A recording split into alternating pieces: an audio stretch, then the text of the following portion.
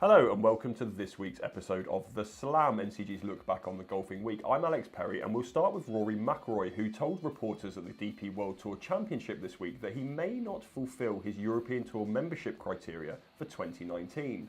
Rory says that he will start his season in the States and then he will get to August and assess from there, and that he wants to play against the best fields week in, week out. Another kick in the teeth for the European Tour after what Martin Kaymer said last week. Now, to retain membership, European Tour players must play at least 4 tournaments outside of the majors and the WGCs. And according to McIlroy's website, he's only committed to one, the Omega European Masters in Switzerland, presumably for sponsorship reasons rather than to stock up on Toblerone. Let's also assume he will play in the Irish Open, which of course is no longer run by his foundation. A quick glance at the PGA Tour schedule suggests that actually there's nothing stopping doing that, and it is 2 weeks before the Open at Royal Portrush. That means he will need just 2 more events to fulfil his membership requirements. 2. And with the likes of the BMW PGA Championship, Dunhill Links, French, Spanish, Italian Opens, and the final series, all after the end of the PGA Tour season, I don't really see how McIlroy doesn't make this work. Now, whatever McIlroy decides to do is obviously fine. He's self-employed, he's a grown man, he can do what he wants. And obviously the transatlantic travel is taking its toll, especially at the majors, of which he hasn't won one since 2014. But has McIlroy thought about the Ryder Cup? Well, yes, actually, but because 2019 isn't a Ryder Cup year, he'll wait till the end and he'll reassess from there and see what he needs to do for 2020. But here's the kicker. Now, we all know players must be European Tour members to play in the Ryder Cup. But did you know new regulations that came in last year say that if you miss just a single season of European Tour membership from 2018 onwards, you can never be a vice-captain or captain of the European Ryder Cup team? Now, I'm not saying that McIlroy wants to be a Ryder Cup captain in future, but surely he doesn't want to eliminate himself from the process altogether. And if he didn't know before this week, I'm sure he does now, because someone would have told him, not because he watches the Slam. And I love how honest and open Rory McIlroy is. I love that he just speaks his mind on everything. But sometimes, Rory, just keep it to yourself, mate. You just really don't do yourselves any favours. And it's just another reason for the Americans to stick the boot in on the PGA Tour. You only have to be on Twitter for a couple of hours to realise that. Still, we've got the Ryder Cup. And McIlroy has also had his say on the match between Tiger Woods and Phil Mickelson, which takes place next week. And like Justin Thomas and just about everybody else, McIlroy has no interest in watching.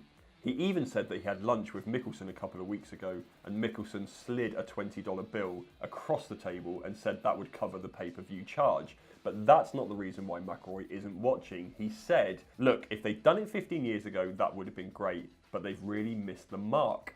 Jordan Spieth, however, is excited, saying that him and a few friends will be gathering round a TV to watch it, saying because they know Phil and Tiger so well, having them mic'd up will make it a really special event. I know who I'm siding with. Now, you may have seen that Lee Westwood was back amongst the winners last week, and he did it with girlfriend Helen Storey on the bag. And since then, him and regular bagman Billy Foster have decided to part ways after 10 years. The reason, Foster said, is that Westwood is increasingly relying on his own expertise and instinct, a lot like other players are doing, including McIlroy. Foster also said that he wished Westwood had waited more than a week after their breakup to win $1 million. It's a bit like, do you remember that story when the lad got dumped before his girlfriend won the lottery and then begged to have her back? It's a bit like that, isn't it? And finally, it was revealed this week that Tiger has turned down his largest ever overseas appearance fee, reported to be £2.5 million, to play in the Saudi International next year.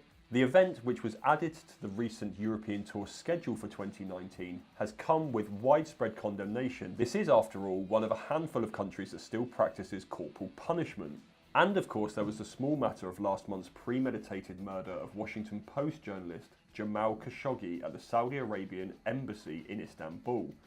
So if Woods is avoiding the event for moral reasons, then credit where it's due. But the European Tour really needs to take a long, hard look at itself for chasing the money of these oil-rich nations where things like this still happen on a daily basis. Especially when the likes of Wales and Northern Ireland don't even have a tour stop, and the British Masters needed a last-minute reprieve from Tommy Fleetwood to go ahead. But why should they care? They fly in on private jets, they get escorted to this 5-star resort which has nothing to do with the rest of the country, which is in complete turmoil, and they'll get paid a ton of money for it, so why should they worry? Right, on a lighter note, head over to nationalclubgolfer.com. Mark Townsend and Steve Carroll have been at Q School all week, and the stuff coming out of there is just sensational. It's really worth a read, so head over and see that. Right, I'm Alex Perry / Kermit the Frog. This was this week's Slam. I'll see you next week. How do you say? Is that how you say Toblerone? Yeah, Toblerone. Toblerone. I don't care. Ooh!